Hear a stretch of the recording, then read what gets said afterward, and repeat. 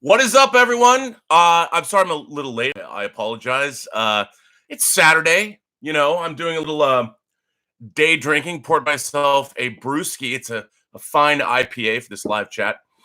So what I wanted to talk about today was toys. Christmas is coming.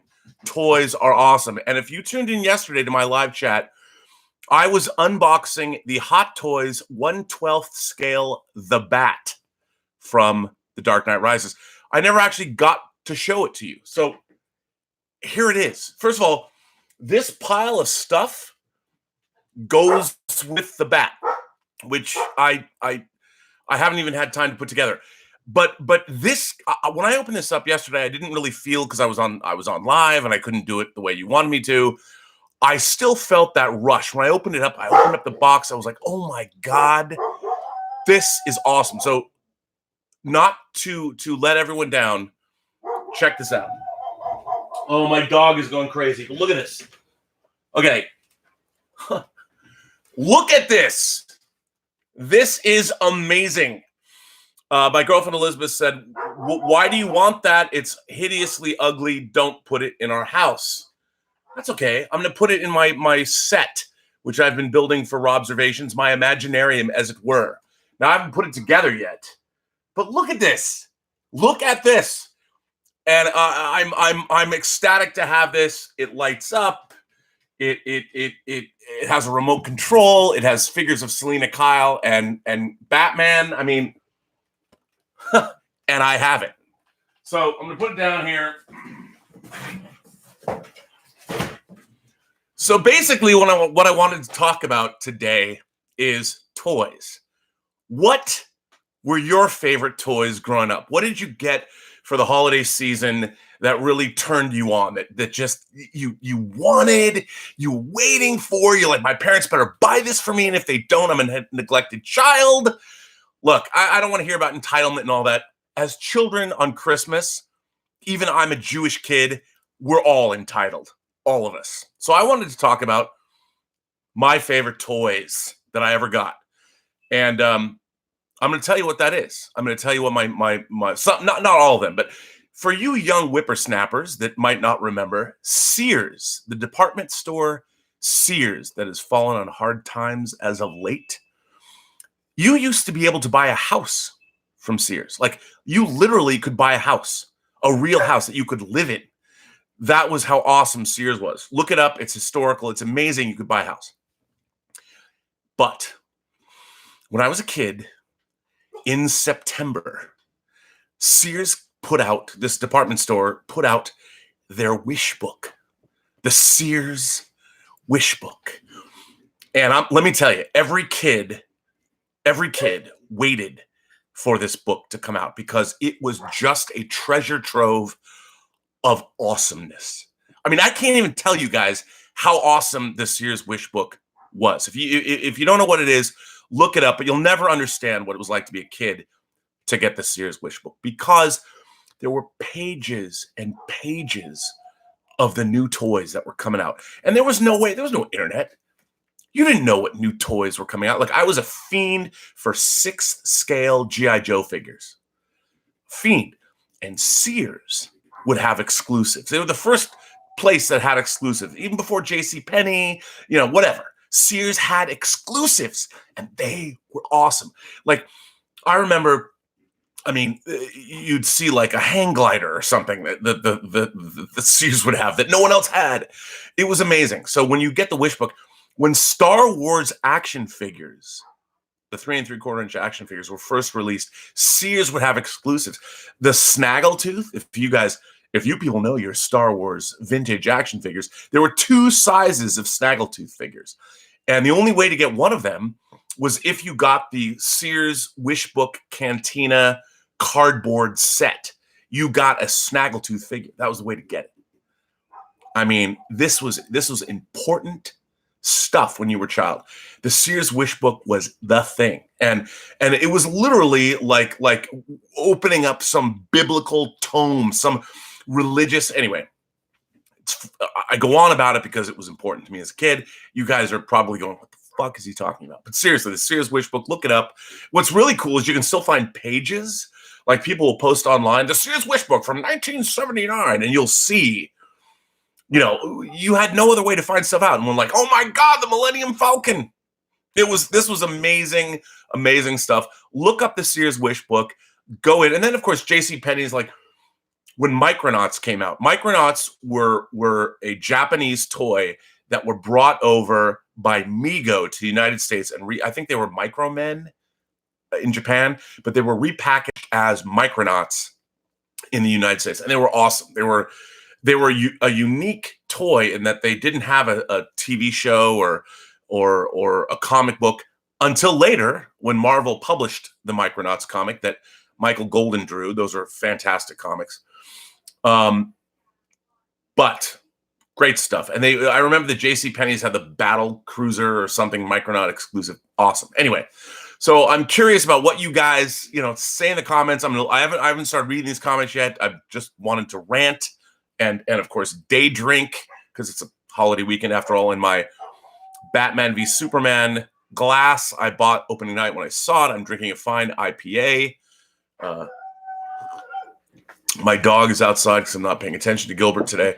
But so anyway, this is all about toys. Christmas morning. What did you guys want? What did you need? I'll tell you about some of my favorite things that I most wanted. One of my favorite, most unexpected Christmas gifts, Hanukkah gifts. It was weird, my household. You can't be a kid and not celebrate Christmas. Your parents, unless you're staunchly religious. I was raised in a Jewish household, but even before, we only celebrated Hanukkah. My parents realized that I was a Christmas kid. I loved Christmas. Christmas is amazing. I understand the religious connotations of it all. And we celebrate Martin Luther King's birthday. Why not celebrate Jesus' birthday? He's done a lot of good for mankind. I think Judeo-Christian belief is always interesting, and we should look into it. And constantly, it's been the founding basis of our country. We're a Judeo-Christian country. So I love Christmas.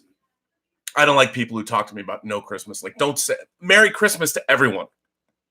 Say Merry Christmas. It's fine. It's okay. Merry Christmas. It's awesome.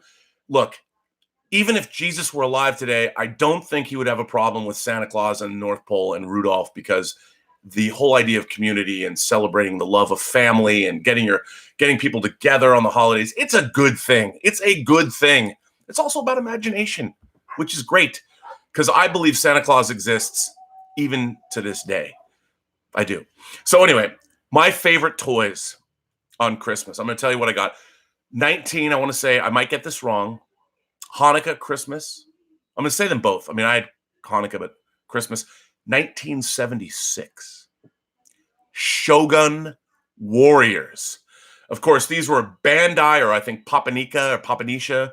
These were Japanese die-cast super robot toys that were based on Japanese animated cartoon shows that were airing in Japan.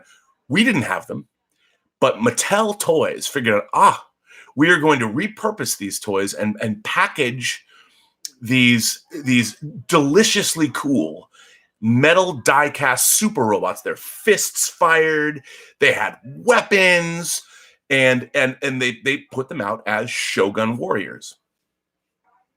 Perhaps my most favorite. I didn't even know I was getting these. Now, my mom and dad every year they took a parental holiday every year to Hawaii. And they would stay on Maui. They would stay at the Kaanapali Beach Hotel. That was the first time I went to Hawaii.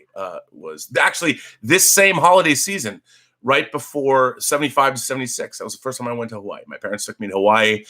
Look, yes, I'm an entitled, privileged kid, even though my parents were middle class. But it was the Shogun Warriors that I got the same night I got my plane ticket to Hawaii. I got Shogun Warriors as my present on the 8th night of Hanukkah, and I got my plane ticket. It was 4 Shogun diecast Warriors. I could care less about flying on a plane for the first time. Shogun Warriors, amazing. So Shogun Warriors, the first wave of Shogun Warriors, there was 2 different ways. There were 2 different kinds of Shogun Warriors. There was the little diecast Shogun Warriors, and then there were the rotocast plastic jumbo machiners that were huge. They were big, and they were Mazinger Z or Mazinger Zeto. There was Mazinger Z, And then the other Shogun Warriors were Poseidon. I talked about these before, Dragoon and Raider or Getter Liger. And they were all based on Go Nagai's animated series, Getter Robo G, which was actually the sequel to the animated series Getter Robo. I didn't know any of this at the time because there was no way to find out. Because in America, we didn't have super robot shows. The only Japanese anime we had at this particular time was we had Kimba or Simba, whatever, the White Lion. We had Speed Racer, and we had Marine Boy, and that was it. And they didn't make good toys of any of those. We didn't know that these were super robot toys. We didn't know, had no idea. So this is pre-Star Wars. Shogun Warriors are pre-Star Wars. Marvel Comics did a Shogun Warriors cartoon. But here's what was crazy. The Jumbo Machineders, what was really weird about that, suddenly they brought in a Godzilla. There was a Godzilla, a big Godzilla toy, which my parents could never find because they were regionally released. Like in Seattle, you couldn't get them. And for whatever reason, I don't know why I never ordered it from the Sears catalog. It sucked. But the Godzilla, he had a vinyl tongue of fire that you could put on the back. You know, he'd spit out and he'd fire one of his fists, which was kind of crazy. They even made a Rodan, which was my favorite kaiju. So this shit was awesome. Now, I didn't even know I was getting this. I got it for Christmas. Truly a Christmas miracle. I loved the Shogun Warriors. They were probably my favorite toy I ever got just because I didn't know that they existed. I didn't know that I wanted them. And frustratingly, my parents, when they would go to Hawaii, they used to go to this, they found this store, this Japanese store called Hakabundu's that was in Maui and some mini mall. And my mom would go in and she's like, oh, and she would bring home Bandai or Papanisha toys that were like Shogun Warriors. They were die-cast metal robot toys, Kamen Rider. They were all the Japanese TV shows. They were making these die-cast toys. But in America, we didn't know what they were. And they were in Japanese, so you couldn't even read what they were. But when you got these toys, they would come out with this, they'd come with this fold-out catalog of all the other toys. And I would sit there and literally I would salivate like a wolf looking at prey. I'm like, oh my God, look at this. There's some superhero on a motorcycle. And then and one year my mom even bought me, I don't even know what it was, bought me what she didn't know at the time was just the chest section and fists of a much larger robot. She didn't even know it was a component toy. And I got this thing. I'm like, what is this? And I never knew. To this day, I don't know whether it was Voltron, Voltus 5, whatever robot it was part of. I didn't know what it was. It was very upsetting to me. And you know, I blamed my mother. I'm like, what? She didn't know. But my mom was awesome because she was always on the lookout. I mean, my mother, here's how great my mother was. When I was reading Justice League, I was obsessed with Justice League of America when I was like 6, 7, 8. My mother went to the drugstore once a month, and she wasn't even buying drugs, and she was not on medication, just to get me the new issue of Justice League of America when it was all on a spindle rack. My mom did that. That's how awesome my mom was. So she was always looking for stuff that I was excited about and what I wanted for Christmas. The Shogun Warriors, something I didn't know about, Christmas miracle. I want to say it was Christmas of 76. That's how old I am. But it was awesome, you guys. So now I'm going to go back to I'm going to look at your questions. I've gone on a rant now about Christmas and toys and all that stuff. So I'm going to go back to the top and see what people say. Ron Hall. Okay, look, I got to put on these reader glasses. I don't even have glasses, but, you know, I got to put on these readers so I can see. Ron Hall says, Rob, I always look forward to your geek-filled fireside chats. Thanks. Ron, you know, I didn't know how much fun they would be, but man, people seem to watch them, which is great. So thank you. Dan Who reviews, let's see the bat. I put it up, dude. I put it up. I hope you saw it. Dale M says, what's up, Rob? What's up? I'm right here. Dan Who reviews says, that would go perfect with my 12 scale figures. It is 12 scale. And dude, it is hideously expensive. I had to go back. Like I spent $700 back when I had money. Right now, in the life of an independent filmmaker, it ebbs and flows. Now is not one of the great moments, but I would probably not spend $750 on a hot toy of the bat. I wouldn't. But, you know, I have it now. And admittedly, my girlfriend's like, this is ugly. Why do you have this? She's probably right. But Let's face it, it's pretty awesome. Anders F says that's badass. He must have seen it. The Superpowers line of action figures, I love them. Still do. Before Anders F says, pardon me, Anders says the Superpowers line of action figures. If people don't remember this, back in the mid '80s, '85, Jack Kirby was involved with there was a push for Superpowers action figures, which were DC action figures, and they were beautiful. They were, the size of Star Wars figures, but they had like action fist action, but they were beautifully realized. They looked great. I think Alex Ross, the great Alex Ross, the great comic artist, has an entire collection of these because it was the first time that DC characters were represented so, I don't know, even heroically. But yes, I was a big Mego fan. Mego is awesome. If you guys love Mego figures, and you should, they were the only game in town for a while. Pretty awesome. Dale M says, Star Wars toys. I had cases full of figures, the Millennium Falcon, the AT-AT. What a great toy that was. TIE Fighters, all of it. Let me tell you what I didn't like about when the TIE Fighter came out. I said this, if you go look on my YouTube channel, the Burnettwork, there is a video that I made for the 100th episode of Collider Heroes where I talk about my Hot Toys collection. And one of the things I mentioned in that is when I was a kid, licensed toys sucked. Everyone thought, oh, kids won't care. And the first toy I ever got from Star Wars was, I think it was the first toy released even before the X-Wing, was the Land Speeder. When I got that Land Speeder, it had this spring-loaded, let's simulate the floating effect. Well, that was cool, but also kind of dumb because the Land Speeder was too short, the glass was too tall, the windshield was too tall. It didn't have the rear view mirror thing on the front.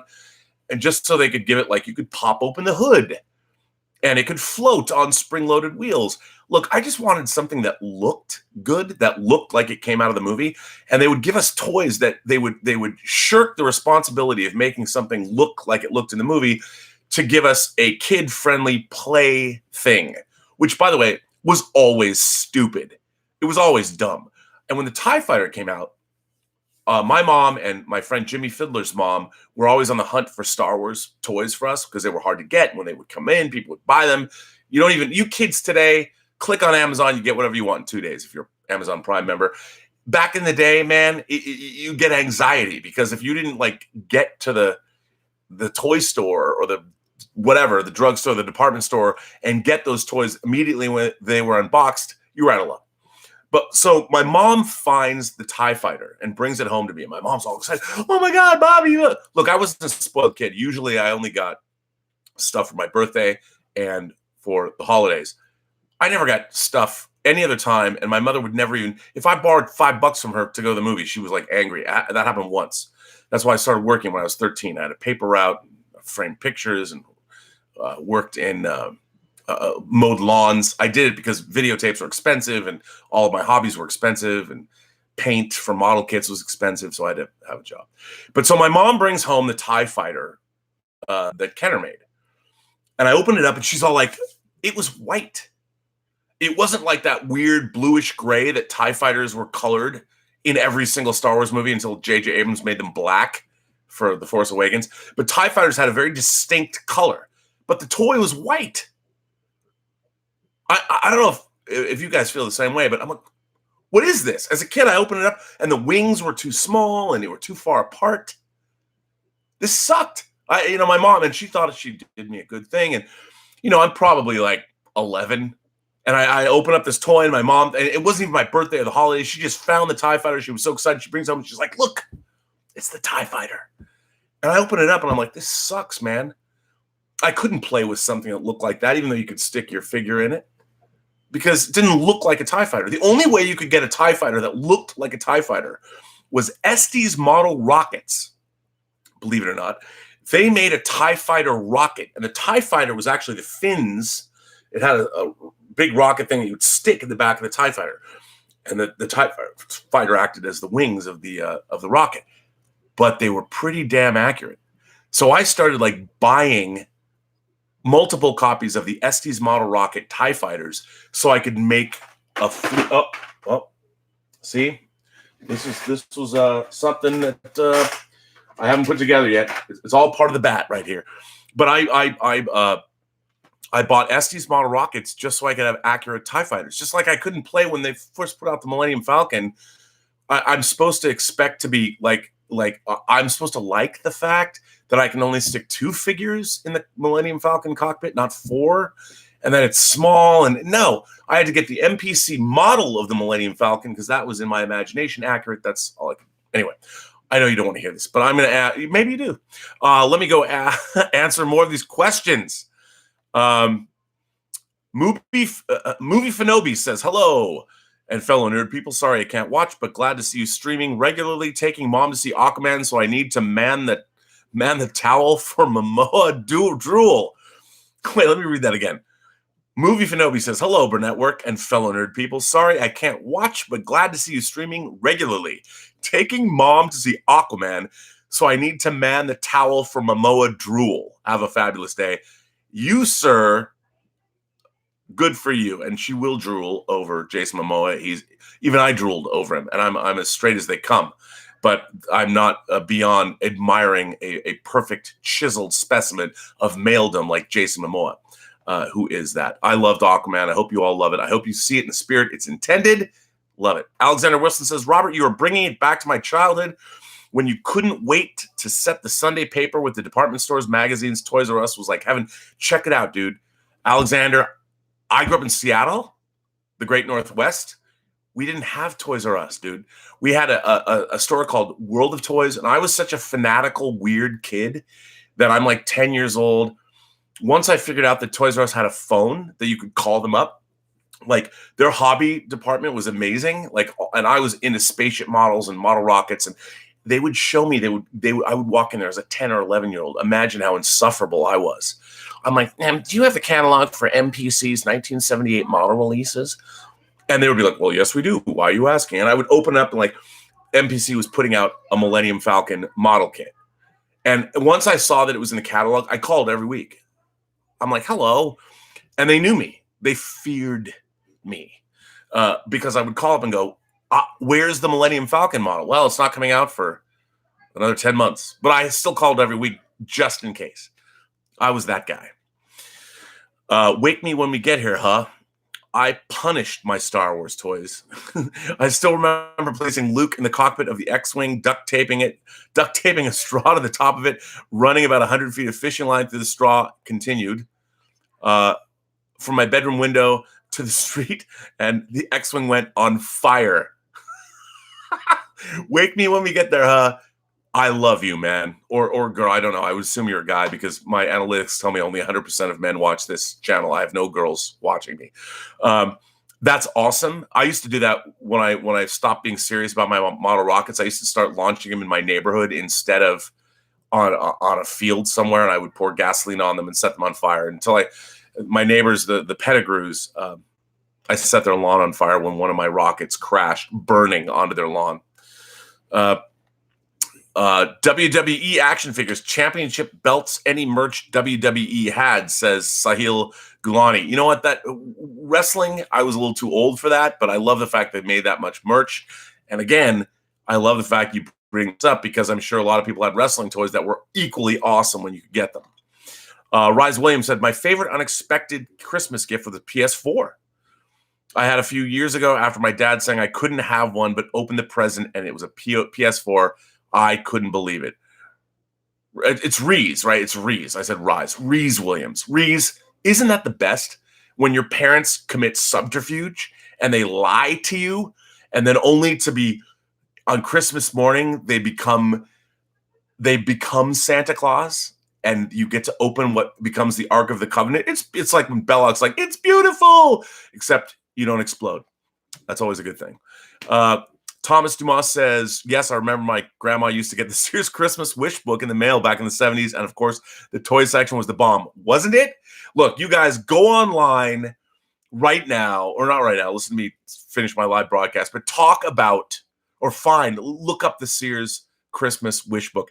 And they would do dioramas of toys. And I can't tell you what it was like to be a kid. And you're like, it was like if kids could have cocaine and you were snorting fatty rails off a beautiful girl's behind. That's what the Sears Wish Book was like. It was before we knew about drugs or girls' behinds. It was incredible.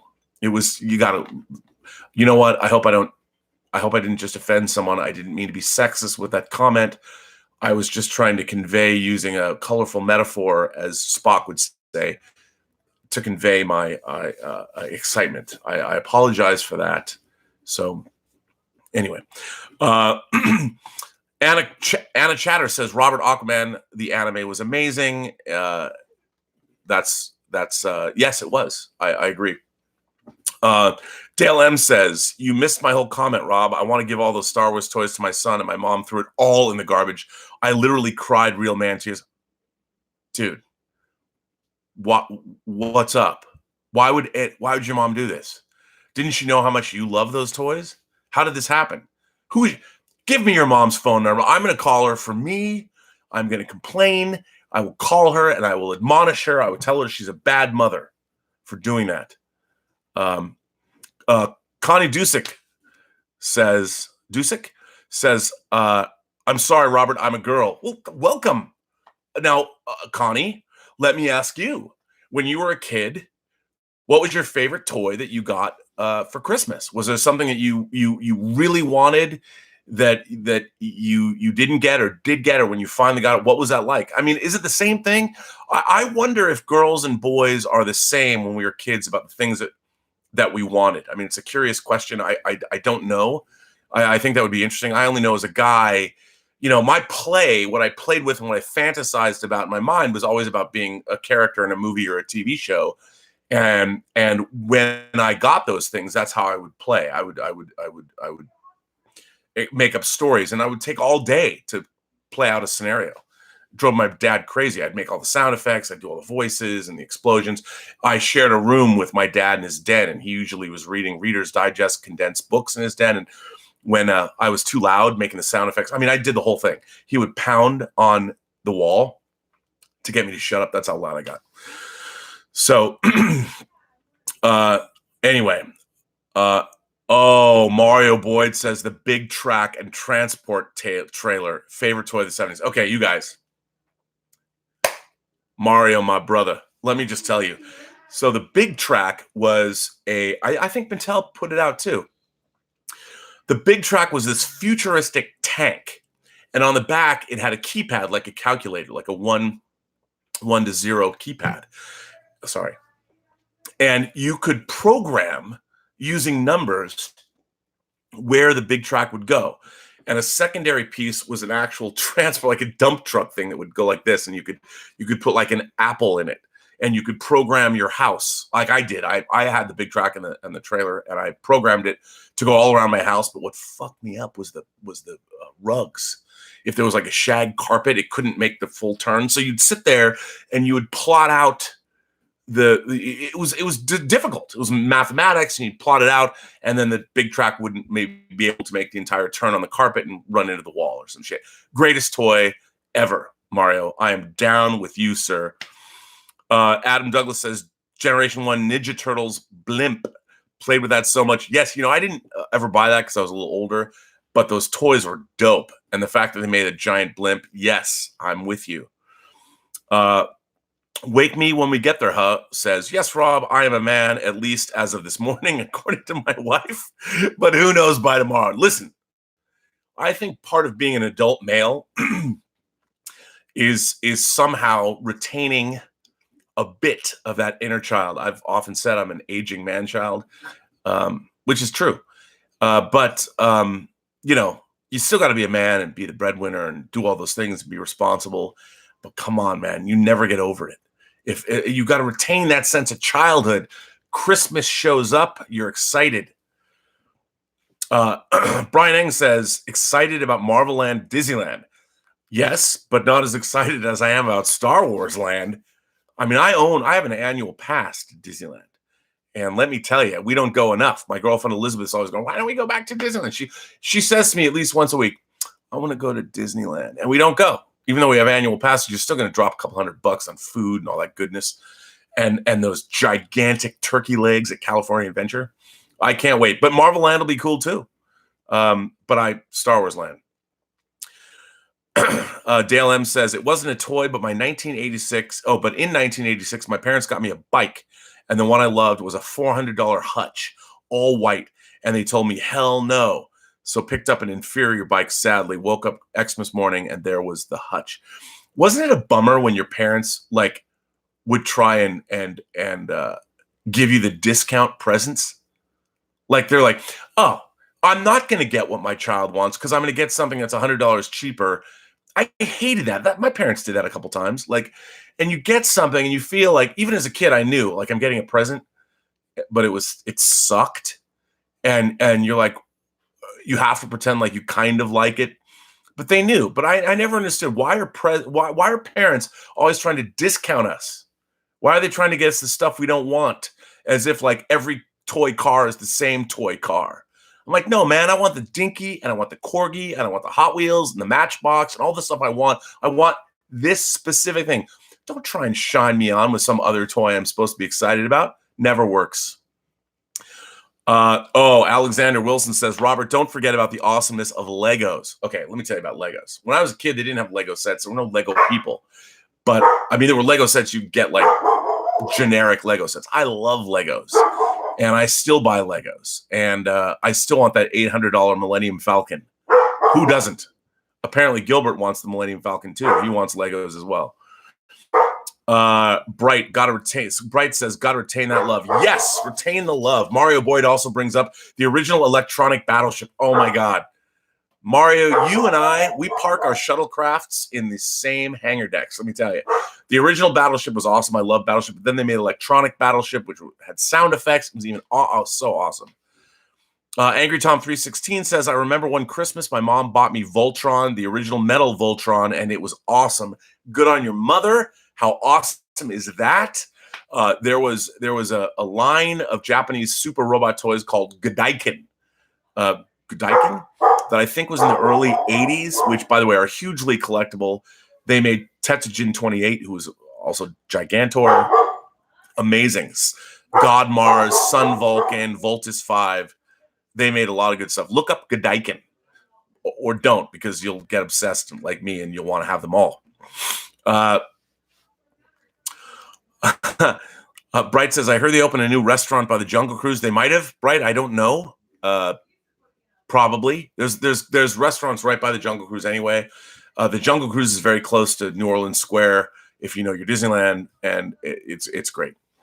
Adam Douglas says, my daughter, 3 years old, goes through the massive Target Christmas catalog like the old Sears catalog. Adam, you're a good father. That's a good thing. Now, does she want everything? Does she circle stuff and say, Daddy, I want this? Does she know? Because, man, I was obsessed. Jay Porteous says, Stretch Armstrong and the 1978 Battlestar Galactica Viper launch station. Dude, I had that. Okay, for anyone who didn't know, first of all, Stretch Armstrong was awesome. It was this rubber strongman, this blonde strongman that had this goo inside, and you could pull he was like Reed Richards, and you could literally stretch him out. But come on, dude. We all know that we were just waiting until it broke open. And some of my friends even cut him open and spilled his guts out as we pulled him apart. But the Viper launch station was awesome. It was about this big, and it had a trigger, and it was like it wasn't even in the show. It was not canonical, but it was like an aircraft carrier that had these two launch stations that used rubber bands, and the Vipers they're like this big, and they were made of like rubbery stuff, and you'd pull the trigger and they would launch and fly. It was awesome. I had that thing. I love that. It was great. Are you pissed? Brian Eng says, are you pissed we don't get 007 every other year? Yes. Like, I grew up in a world where James Bond movies came out every other year. Sometimes, look at the time difference between Live and Let Die and Man with Golden Gun. It was less than 2 years. I'm such a James Bond fan that in 2012, which was the 50th anniversary of the James Bond film franchise, I went with Charlie de Lauzirika, and we flew to London. And I went and saw Skyfall in Leicester Square at the Odeon Theater because I didn't want to go to a press screening. I wanted to see it with real James Bond fanatics, and I did. And I'm going to go see Bond 25 whenever it comes out. I'm going to go back to London. I'm going to see it. I owe Charlie's money. I'm going to pay him back, and we're going to go together because it's going to be great. Adam Douglas says, pardon me. You guys are you're representing. Mario Boy brings up favorite action figure of the 70s, $6 million man with his bionic eye. Okay, if you guys, there was a TV show, Steve Austin, the $6 million man. Mark Wahlberg's trying to remake this. The $6 billion man. The $6 million man was a show that I loved as a kid. There was a spinoff called The Bionic Woman. Amazing. But the toy, they put out this toy, it was a 12-inch figure, and inexplicably, again, this is why I hated toys when I was a kid. I hated the way toy companies, he had a sticker that had the $6 million man logo on his chest. And he came, when you first bought it, he came with his red tracksuit from the opening credits. Literally, an action figure with a tracksuit. But we didn't care because he had a big thing on his back and he had an arm, this arm. You punch this thing in this like trigger in the back, and he would raise up his arm.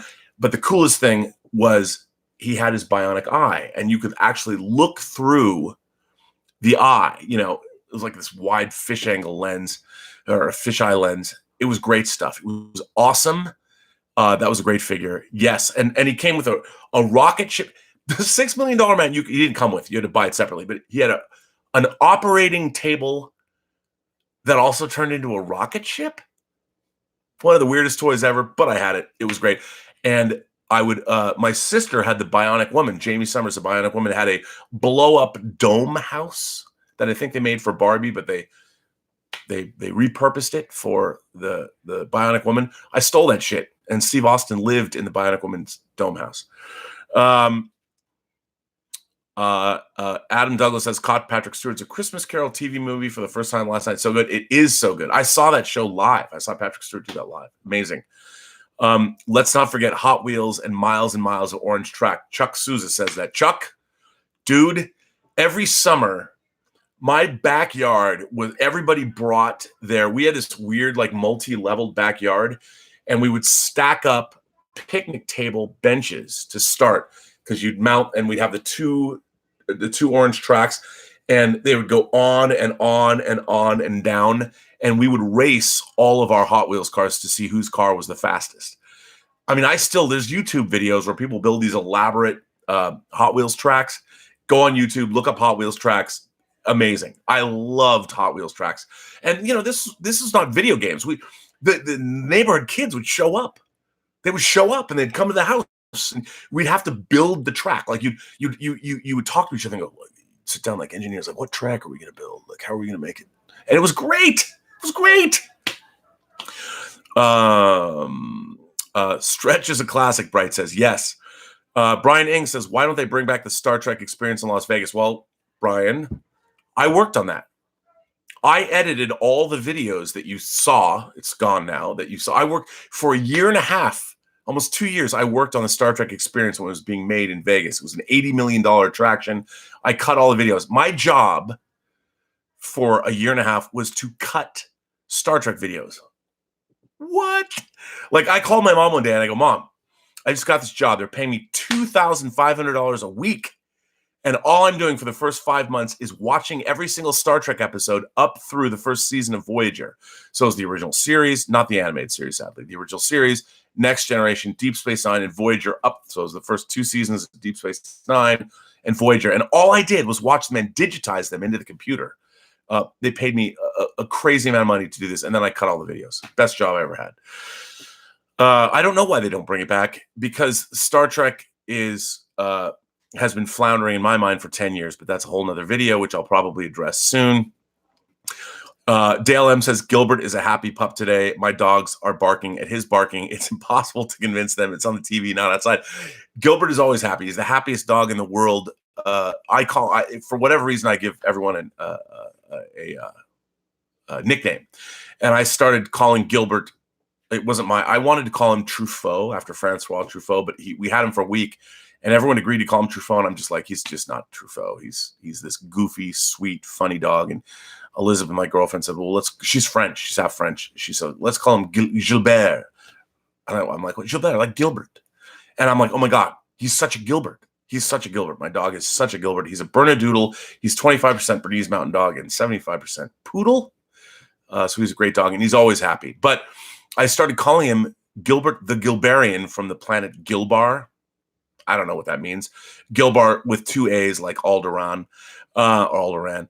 A Gilbarian is the opposite of a barbarian that I've decided. He uses his winsome cuteness to overcome his enemies, as opposed to using brute strength like Conan. He's a great dog. Nerfherd21 says, loving, I think he says living these live streams, maybe mean loving these live streams. I love them too. Have you seen the Arrow UK release of the Ring box set? Wait, what? What? You know, I keep up with my Blu-rays, but I would buy this. Is this all the Rings? Is this the first?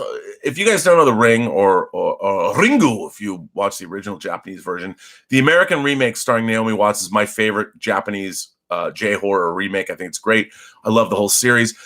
But they made a movie, which I have not seen, where Sadako from the Ring, the evil little girl, and the dude from The Grudge, the kid from The Grudge, like fight. It's like Freddy versus Jason, but from Japan. Oh, I have not. Great. That's got something I'm going to buy myself before Christmas. I'll have to look into that. Full Metal State says, I was obsessed with Tinker Toys. I built towering wood robots after watching Robotech and Transer Z, which is Mazinga. Yes, sir. I loved Lincoln Logs. I don't know if people remember them, but Lincoln Logs were wood logs, little logs, and they had these red plastic frames for a roof, and then you could put these green pieces of wood, and basically you made log cabins. But of course, as children of the 70s, we would do other things. I used to build jails for my Mego 8-inch Mego action figures, like the supervillains, like Lex Luthor or the Penguin. And I would make jails, and they could break out because it was great. They could literally, you could punch and they would break out. It was great. That's why I love Lincoln Logs. They were great. Sissix says, love that Macross helmet. For what Sissix is saying is this. As a matter of fact, let me get it. This, for the 30th anniversary of Macross, which was in 2015, or as you might know it, Robotech, a Japanese company made these. This is a real motorcycle helmet. This is a workable, it's a real motorcycle helmet.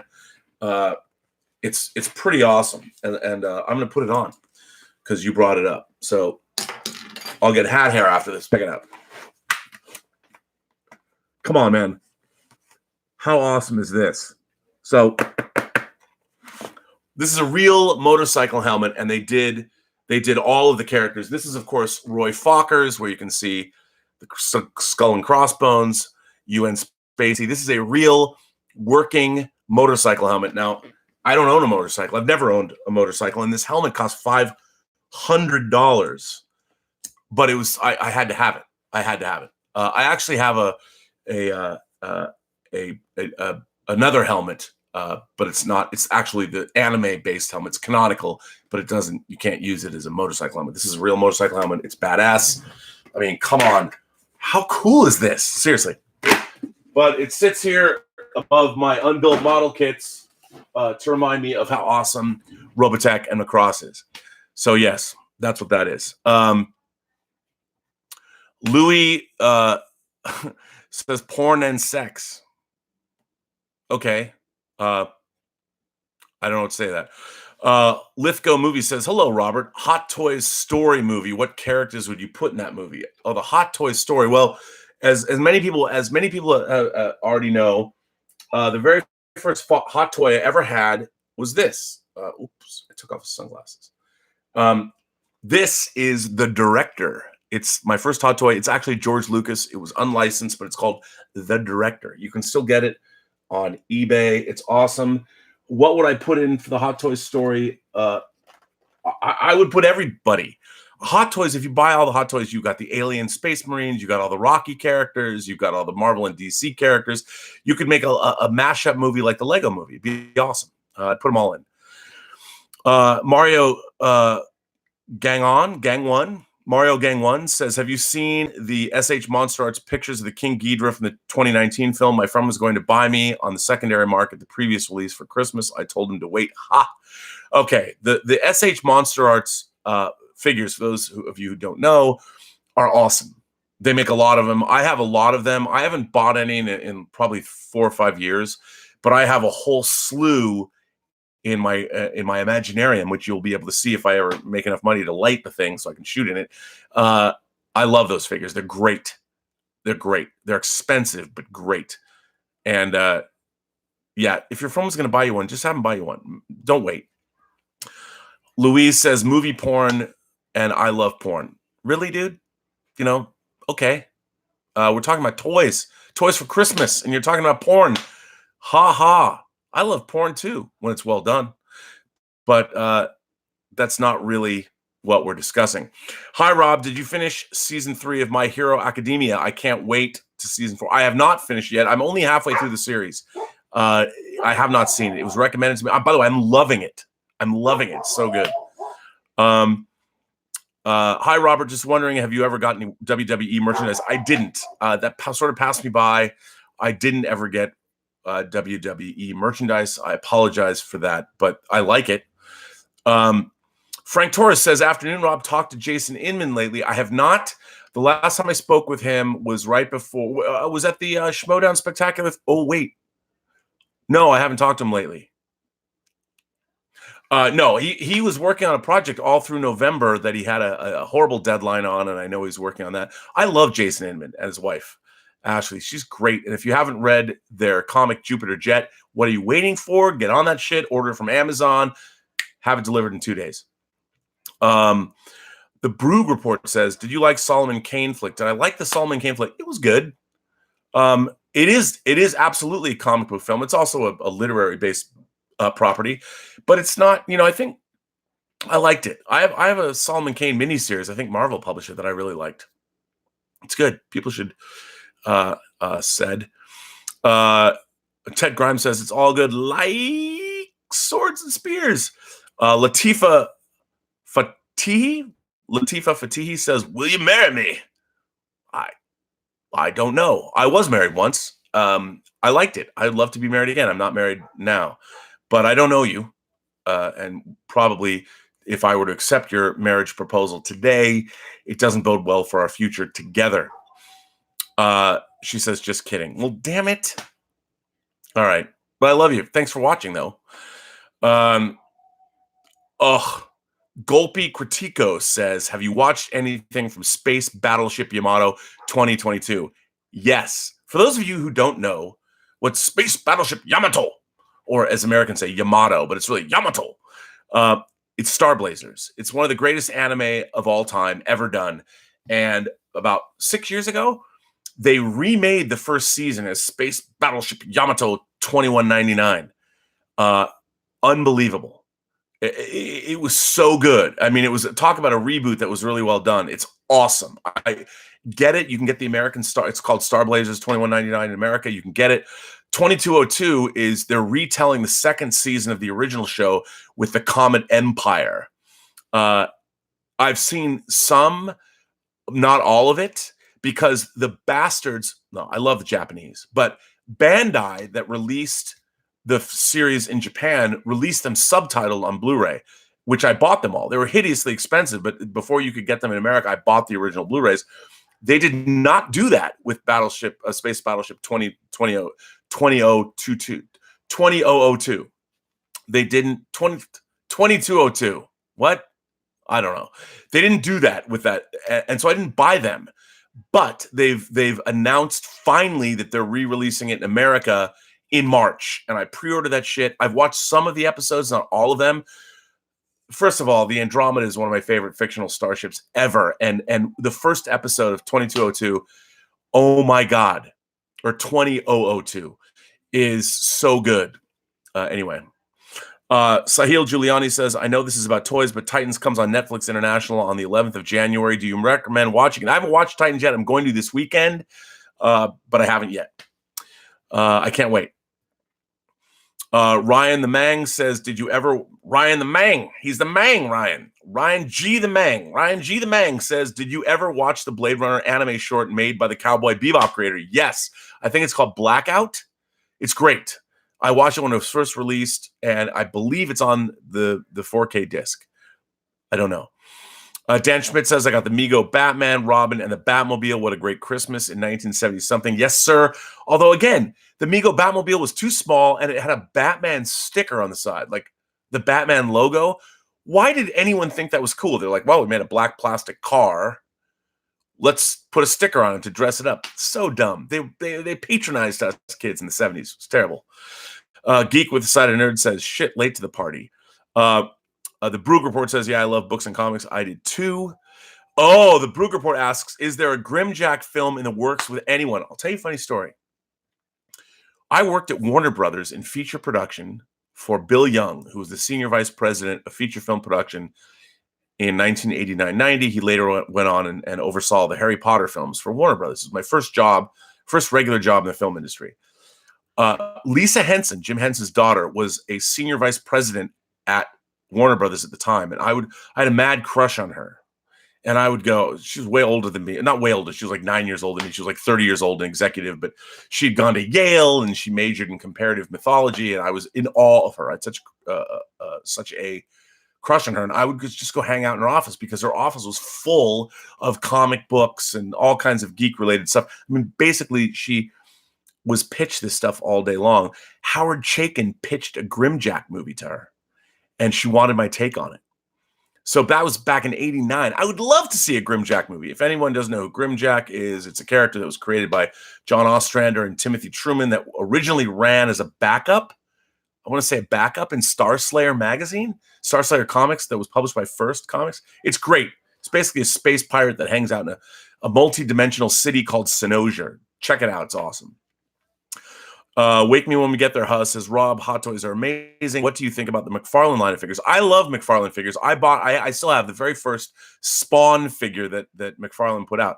Over the years, I bought their X-Files line. I've bought so many of their Spawn toys, their Monsters toys. I bought so many McFarlane toys. I like them, but I moved off of anything that's not 6 scale with fabric clothes. Or I'll get quarter. Like I have my quarter scale Hot Toys. Boba Fett is right above me. You can't see it, but it's right there. And I just like 6 scale. It goes back to my DNA when I bought 6 scale G.I. Joes when I was a kid. Well, I didn't buy them. Jack Crane says, when I was younger, I really wanted a USS Voyager model. I eventually got one, but was devastated that the nacelles didn't move. So close to perfection. Dude, I'm right there with you. However, Bandai made a Voyager model kit, and the nacelles do move. And it even lights up. Check it out. It's good. Brandon Peak says, do you watch DBZ? I don't know what that is, which means I probably don't watch it. Maybe I just don't know what DBZ is. There's so much out there. It's probably the most watched show in the world. I don't know what it is. Chuck Sousa says, Universal Monsters, Trek, Marvel, DC, Planet of the Apes. Spent hours and hours in my own ultimate crossover with my Migos. Dude, totally. I mean, if you didn't buy... Mego made Marvel and DC characters. They made Planet of the Apes characters. They made Wizard of Oz characters. They put out Action Jackson. It was amazing. Mego was amazing. Loved it. Loose Systema. Lou... I apologize. I can't pronounce that. Hey, Rob, have you watched the Netflix Haunting of Hill House? I did. I thought it was a classic show. I thought it was good. I didn't think it was great. I really loved it. It was very hit and miss for me. I like the family dynamics, but there was some great scares. And yes, I've watched all the videos where they show you where all the ghosts were hidden throughout the show. It was good. I liked it. The Brug Report says the Brug Report is my prog rock show on Wednesdays on zerocraft.org.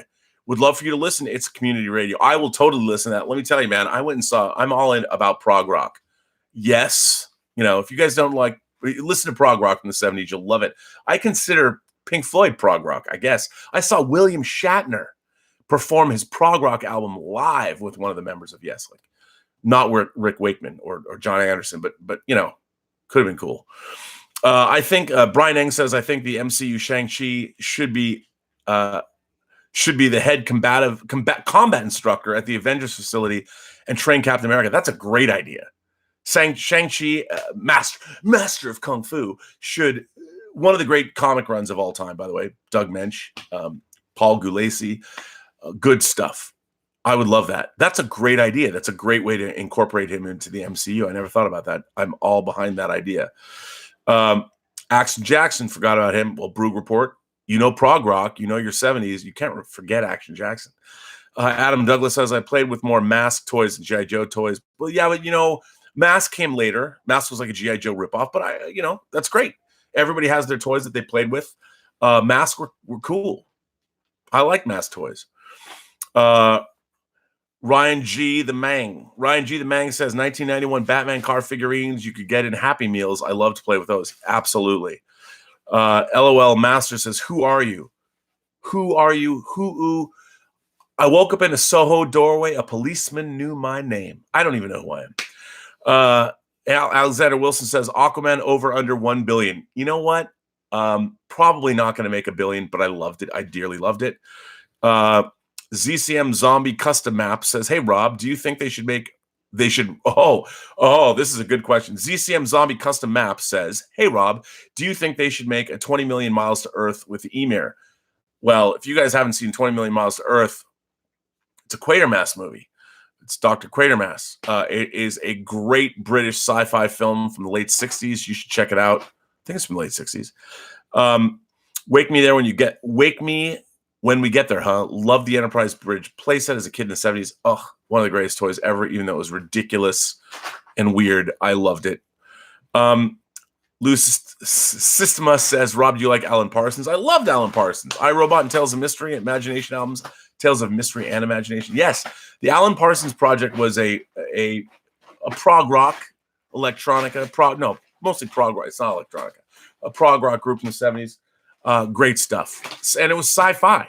You had to love Alan Parsons because they were like, the Alan Parsons project was totally sci-fi. You had to love it. And why not? Dan Schmidt says, question, how do I catch up or start with JLA comics today? Loved them when I was a kid. Now it seems so daunting. No, you know what? Just pick up any one of the miniseries. You'll jump right into it. Everybody already has an understanding of these characters. Just pick up and go to Amazon, look up Justice League of America, and buy an omnibus or a deluxe edition that gets 5 stars. You'll love it. It'll be great. Don't worry. Andrew Advent says, Rob, can you share what brand your blue chair there is? Okay, this chair. I got this from Modernica, and it was in my old office back in the mid-aughts when I was making fuck you money producing DVD special features, and I got it from Modernica. It's some famous designer chair, but go to Modernica, MOD. It's like modern Aka. They're on the web, and you can probably get this chair.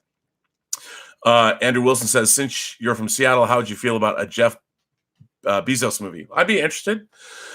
I used to watch him online 20 years ago when Amazon was new. I think he's great. But you know what? Jeff Bezos has my ultimate collectible.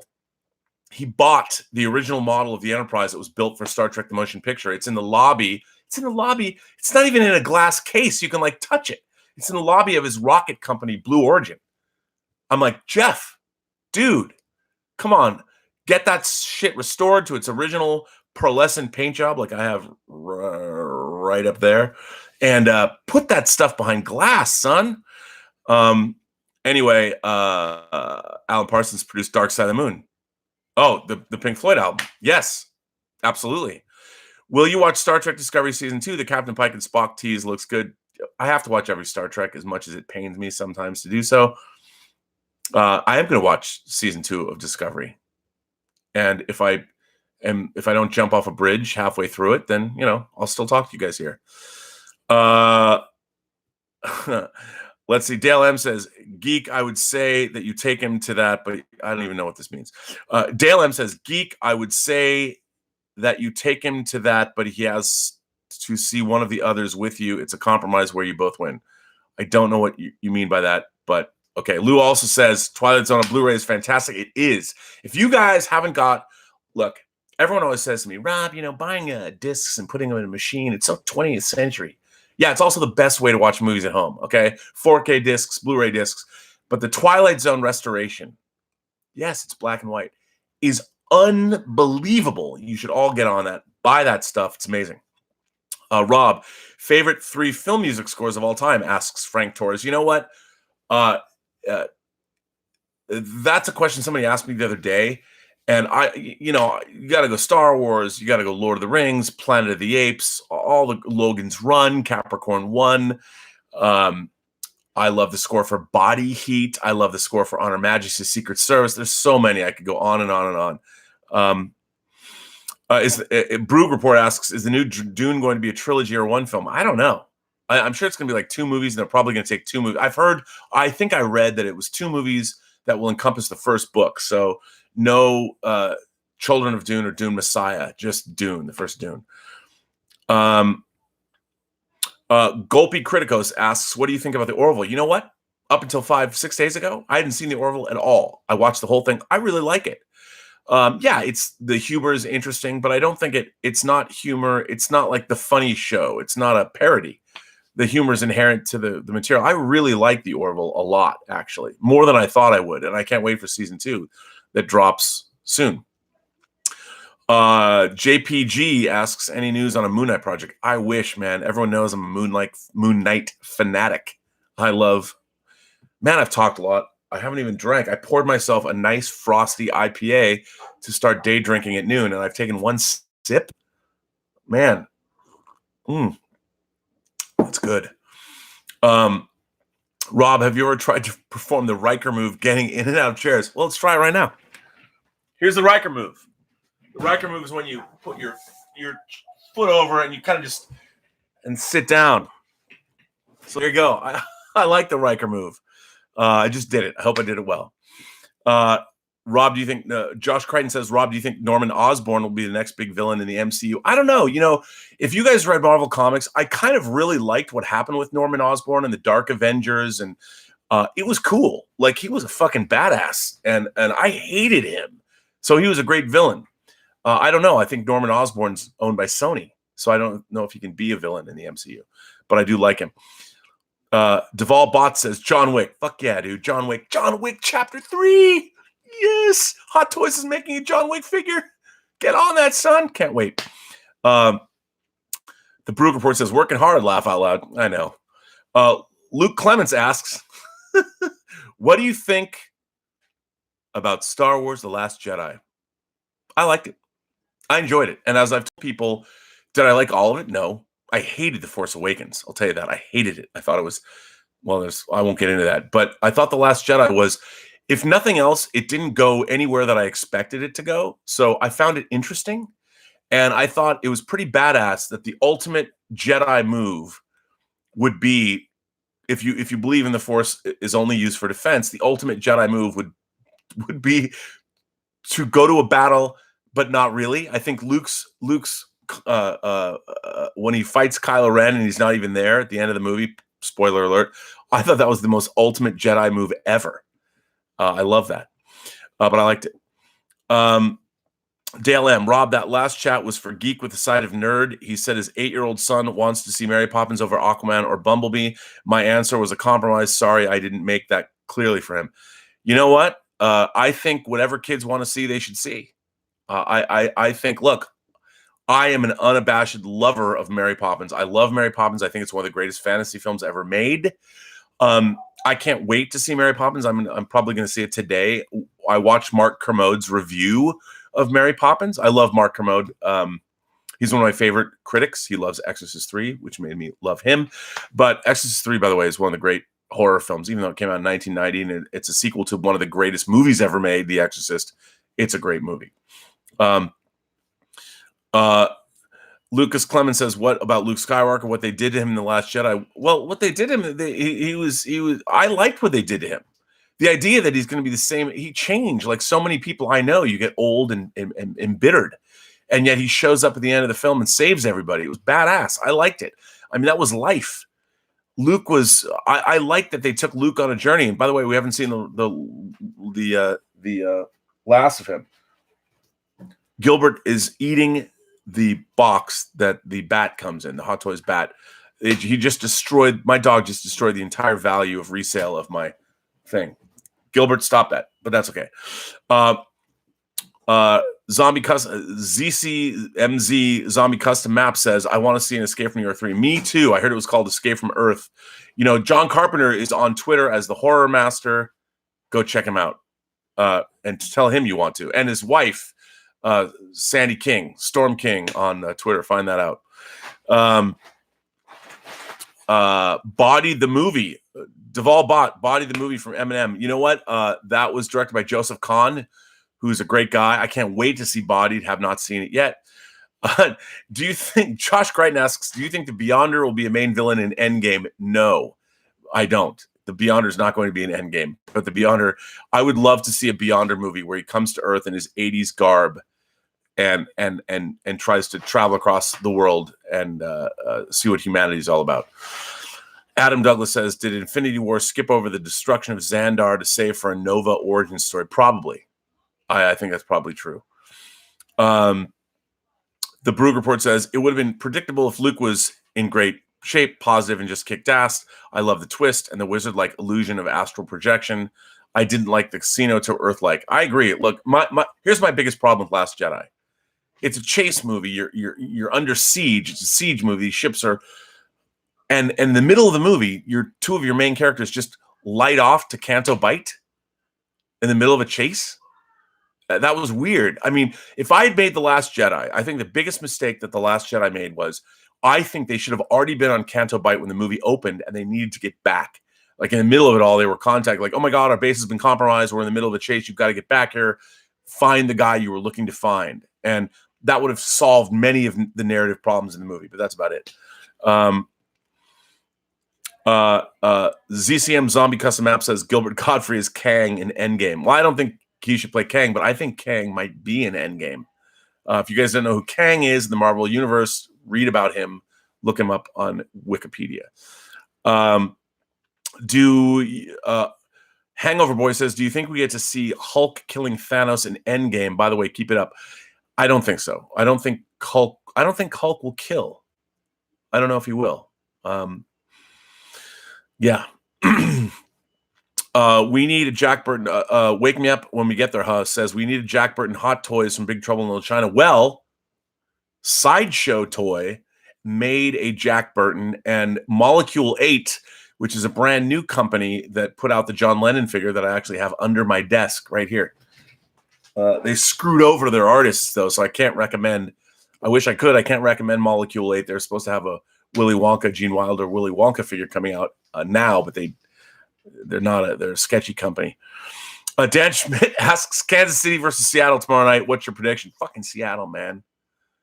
First of all, after last weekend's 148 yards lost to penalties, they outplayed San Francisco and Richard frickin' Sherman. But I'm hoping that Uncle Pete gave the Jedi Knights of the Pacific Northwest a stern talking to, and they're going to stomp on Kansas City. That's what I would like to think. Which new Teen Titans member do you want a hot toy of? Well, Starfire. Always Starfire. Let's see. Golpe, is it Golpe? Golpe Critico says, which villain that has never appeared in the big screen would you like to see put in a movie, Marvel or DC? That's a good question. Darkseid. I know Thanos is kind of the MCU answer to Darkseid. I get it. But I would love to see Darkseid done well. I really would. My Niners won fair and square, Rob. Frank, no, they didn't. The Seahawks gave you that game because we had so many penalties. 100 more penalties than in the history of football. Come on. All right. Well, sir, it's time for me to go. It's 1:10. Thank you all for hanging out with me. I'm going to keep doing this every day for the holiday season, but not Christmas Day, because I like this. I like talking geek shit to everybody. So thanks if you guys want to hear topics, if you want me to show things, if you want me to, I don't know, anything, give me suggestions, post in the comments. Let's keep this discussion going because I got nothing better to do. I mean, I should be building one of these models, but I'm not. And I can build it right here. So I can actually build models and talk to you at the same time. But if you want to see something, say something. Thank you for joining me on this live stream. I will be back here tomorrow at noon. Talking geek and talking stuff. I don't know. Perhaps I will actually have more than 2 sips of a beer tomorrow. IPA. So thank you all for being here. I appreciate it. Everybody, if you don't come back tomorrow or any other time, have a Merry Christmas, a happy holiday season. I wish you and yours the best of times. not the worst of times. And I hope 2019 shapes up to be the kind of year you all want it to be, and not the kind of year that was portrayed in Blade Runner. 2019 is the year Blade Runner takes place. And I hope LA doesn't wind up looking like that by the end of 2018. But with our homeless population growing, perhaps it might. I just want flying cars. So goodbye, everyone. I'll talk to you later.